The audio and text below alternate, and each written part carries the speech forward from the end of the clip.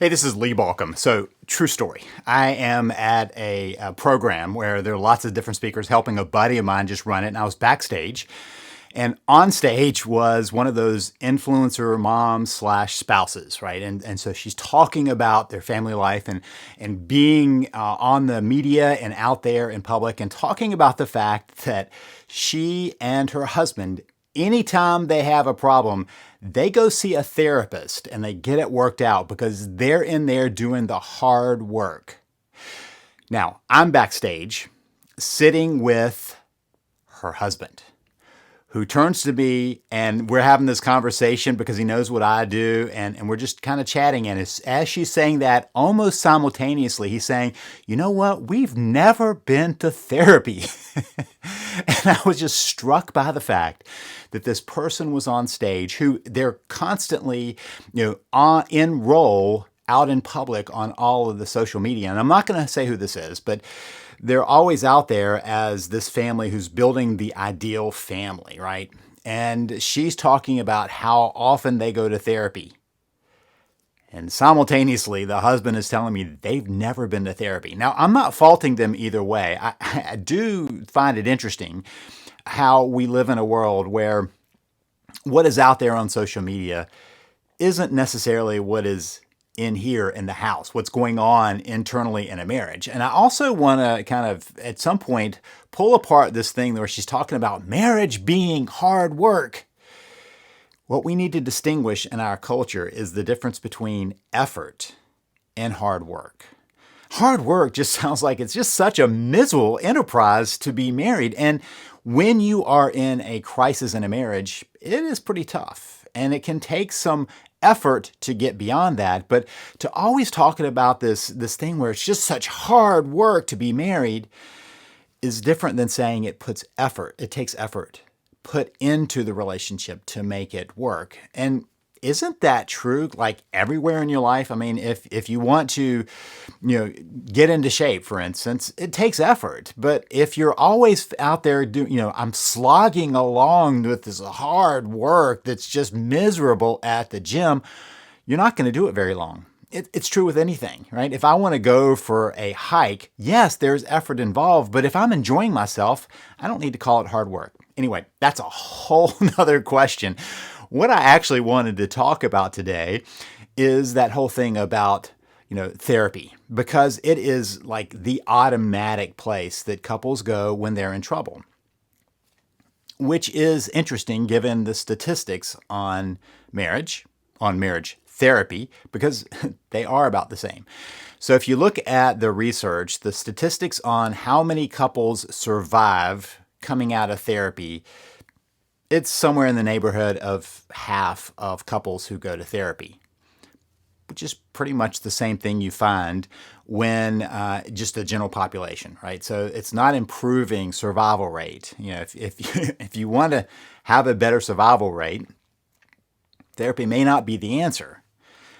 But I want to dig in a little deeper today and talk about why that is. In other words, what makes the process a success or a failure. Because in truth, there are plenty of people who go to therapy and are successful at staying married.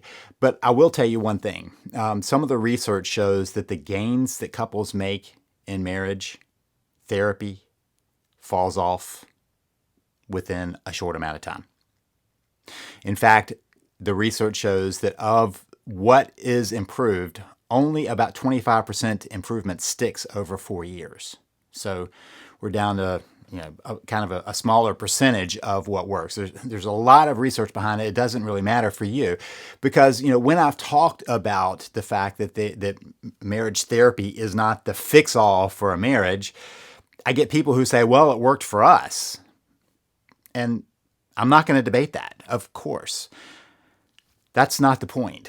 The point is whether overall, statistically, marital therapy is the best that we can do at helping marriages, because that truly is what I'm about. And so if marriage therapy helps your relationship, I'm all for it.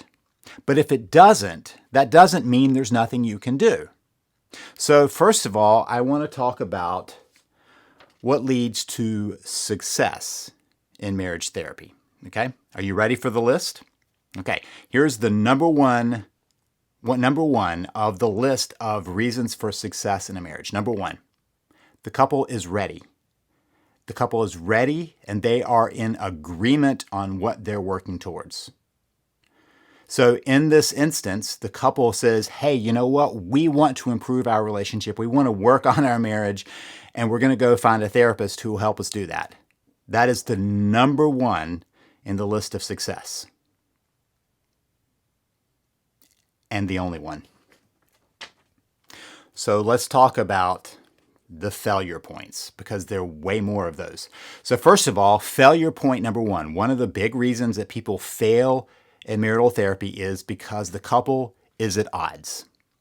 One wants to save the marriage, the other doesn't. One wants to have a better connection, the other doesn't. One wants to find a way forward, the other doesn't. Whatever it is that puts the couple at odds, it's leading to failure, because what happens is they go to the therapist to prove their point. They go to the therapist to prove that failure is what's happening here. And so each one is armed trying to, kind of pull it in their direction, and neither one does a very good job of making a shift. So if you are at odds with your spouse about what you want at the outcome, it's a failure. I'm going to talk about that a little bit more as the last in this list too, because there's another layer to this. Okay, so that's failure number one. Failure number two, no clear goal. Failure number two. No clear goal. What does that mean? Well, either the couple coming in or the therapist, or more likely both, do not have a clear goal for the outcome of what's going on. So let's say you get your spouse to go, you're headed into therapy, and the therapist says, so what do you want to have happen in this? And you're not clear. What if you not only aren't clear, but your therapist isn't clear on the goal, right? I mean, I always use this kind of comparison. So let's say you break your arm, right? And so you go to see the orthopedist, and the orthopedist is like, well, what do you want to do here? I mean, whatever you want to do. I don't want my orthopedist to say that. I want my orthopedist to say, hey, let's set that arm and get it working again. And if they say, is that what you want too? Of course that's what I want, because I'm here because my arm is dangling at this really weird angle, and I don't want that to be happening. So we can move forward because we have a clear goal. Marital therapy is a little bit different. Many times it's not a stated goal of saving your marriage. That is not what the therapist will state sometimes, and it's not what the couple might state sometimes, which leads us to, how do we know when we're making progress? If you don't know where you're headed, you are not likely to find your way anywhere useful. You're going to stay lost. So failure is when there is no clear goal. Okay? Next failure point. Untrained therapist. Failure. Now, let me be clear. I'm not saying that the therapist doesn't have training as a therapist, but there are many people who do marital therapy who are not trained as marital therapists. One of the secrets that people don't realize going into an office is that when you are a therapist, you can decide what kind of therapy you want to do, and there's not much limit to that. So in some states, they might have a different license for marriage and family therapist as opposed to an LCSW or licensed clinical or a psychologist or some other specialty, right? But in essence, what they choose to do in their practice is pretty much up to them. So let's say that an individual therapist, individual training, which is by and large how most therapists are trained in an individual model, decides that they're going to start seeing couples. There's no rule about them saying that they're doing marital therapy. There's no law that's going to keep them from doing that. And so they can put up their sign that says, yes, I do marital therapy. And this is where we're going to head, because it's a whole different theoretical perspective. It's a whole different approach to working with a couple than it is with an individual. And unless the person has specific training, they're not likely to recognize that. There is a major difference. So when I say untrained therapist, I'm not saying they're untrained as a therapist. They're untrained as a marriage therapist. And that's a fail point. They are not likely to make progress because, first of all, they don't even recognize who the client is, because they're used to saying, you, this person, this one person in front of me, that is my client. And in reality, the client is the couple. Okay, so big difference there. Next fail point. No guidance or clarity. Fail. What do I mean by this? In individual therapy, many times it is completely acceptable and, in fact, appropriate to say to the client, so tell me what you want to get out of this. Where do you want to go? What do you want to have happen here? How do we want to create this? It's up to you. Now let's go to a couple. They know their marriage is hurting. They know their marriage is in trouble, but they don't know why. They don't know what to do about it. And because of that, they don't have clarity over what the goal should be. And so many times a couple goes to a therapist hoping the therapist will give them clarity and a goal. And that they can set that together. Like the clarity of a goal is, let's work together to create a connected, loving relationship of warmth that you both are going to treasure. I mean, if a therapist says that, now you have a clear goal. And if one person says, I don't want that, back to the couple at odds. Right now we've got that problem. But if the couple is ready and they have that goal, we're back to success, right? But if there's no guidance or clarity, failure. Why? Because if you haven't figured out how to do marriage, and that's what's brought you to therapy, sitting there and talking about your troubles is not likely to get you out of it.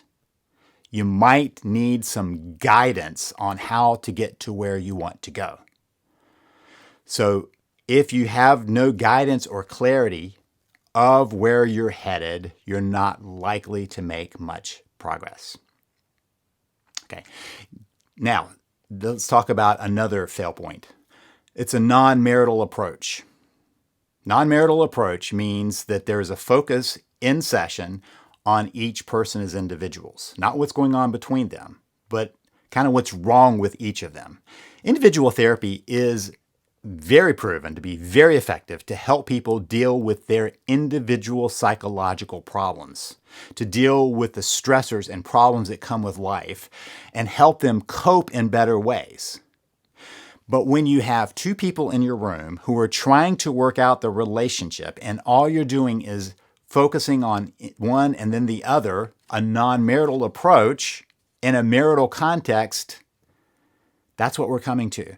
Because all that happens is each person starts looking at the other person as the psychological problem of why they can't make progress, and the finger starts getting pointed at each direction. So part of what causes us to fail in marriage therapy is because it's a non-marital approach. It's two individuals, and we're looking only at that rather than what's between them. That's part of what happens when you have a non-maritally trained therapist. The last one I want to point to, and it's not the last one there is, it's just the last one I want to point to here, is that when you have a resistant spouse. Remember I talked about the couple at odds? One of the ways that there can be a couple at odds is when a spouse is resistant to A, going to therapy, or B, staying in the marriage, or C, improving the situation. That is a resistant spouse. I don't want to be there. So what often happens is that one spouse convinces the other person to go to therapy, hoping that the therapist has the magic to turn the resistance. And instead, what they don't recognize is in that process, the resistant spouse becomes more resistant, digs in their heels, refuses to see any other possibility, and locks into their position. That's what happens when somebody is pulled into therapy who is not ready, couple ready, which is the reason there'd be success, to move forward. And so a resistant spouse, which is a couple at odds, means that there's going to be a continual pattern of trying to pull a spouse along who only pulls back harder. Humans tend to get into tug-of-war matches when they are at different points in the process. only accelerating the difference between them. So that's the failure of a resistant spouse. Now, what does that mean? Well, let's say that you and your spouse find yourself at the place where you know your marriage is in trouble, but you know you want to stay married and you want to rebuild. Marriage therapy can be very helpful. What I've often said is if a couple is ready to move forward, even a bad therapist is going to be helpful. But if a couple is not ready to move forward together, even a great therapist is not likely to make progress. It's just the nature of this. Now, that leads people to go, well, there's nothing I can do then. My spouse doesn't want to work on this. That's not the end. I've been spending my career, I worked as a therapist with couples. I've worked with individuals in a marital atmosphere of trying to help the person in a coaching relationship to move forward. And I discovered that there are lots of things you can do without doing marital therapy. Again, remember, how do we succeed? One path to success. The couple wants to work together to get there. Lots of ways we end up at failure. But what I do know is it is possible to influence the relationship and move towards success, maybe even get to the place where you are on the same page and ready to move forward if one person starts the process of rebuilding the connection. That's the thing here. If you find that you've got a resistant spouse, if you found that you've been in therapy with somebody who was not able to take a marital approach, the therapist is not able to make a marital approach, then you might find yourself feeling discouraged, frustrated, and losing hope. There is something you can do. You can begin to do the work, to change the pattern, to change the dance, without having to involve your spouse at that point in the process of saving your marriage. They're still going to be involved in the marriage and in responding to what you're doing. You're not doing this, like there's some magic, hypnotic thing that you're doing. You're not casting a spell. You're working on rebuilding the connection. Now, let me be clear. It does take effort. It does take effort. I didn't say hard work, but it does take effort. And you have to have effort in the right direction. That's the way forward. If you're interested in that, you don't know how to do it yourself, please come join me at savethemarriage.com. That's savethemarriage.com. I've got a program there, my Save the Marriage system that can help you with that. But the big point of this is to let you know why marriage therapy can be unhelpful, even in a negative direction, not just neutral, but unhelpful in a negative direction, unless you meet that criteria for success, that you both want to move forward. Otherwise, come visit me at savethemarriage.com. That's savethemarriage.com. This is Lee Balkin wishing you the best as you work to save your marriage.